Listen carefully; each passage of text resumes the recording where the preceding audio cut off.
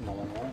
Après une journée de stabilisation. L'idée peut-être, c'est que si on a le temps, c'est de faire une deuxième ligne là.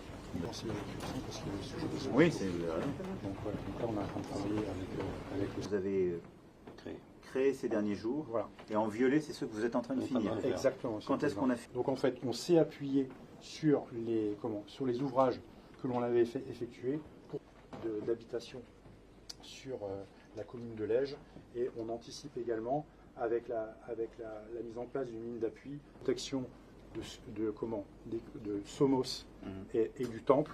Je tiens vraiment à souligner. Ce que vous avez dit, Ahmed. Très bien. Président, je vous avais dit, on ne vit pas à côté d'une forêt comme on vivait avant. Non. Ça brûle, il faut le faire. On l'a fait sur d'autres endroits et on sait qu'il faut le faire. Il faut arrêter de parler. Non, mais il faut que les gens qui ont beaucoup résisté. Ouais. On voit à chaque fois que ça va pas. Mais vous êtes là. Et on tient. J'étais sur le terrain,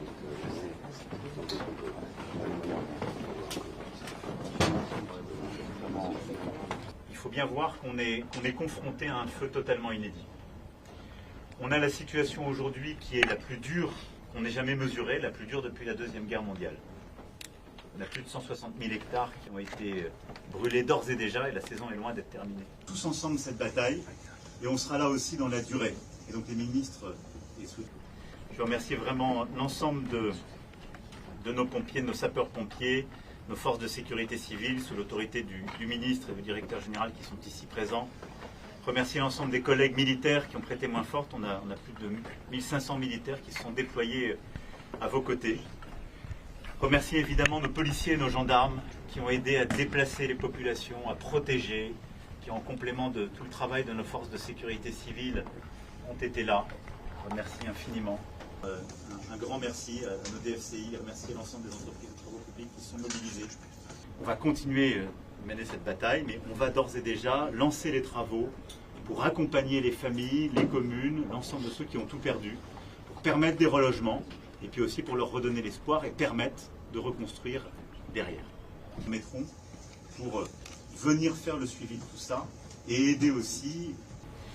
On a activé en parallèle de ça une cellule de suivi économique, et donc sous l'autorité des ministres de l'économie et du commerce.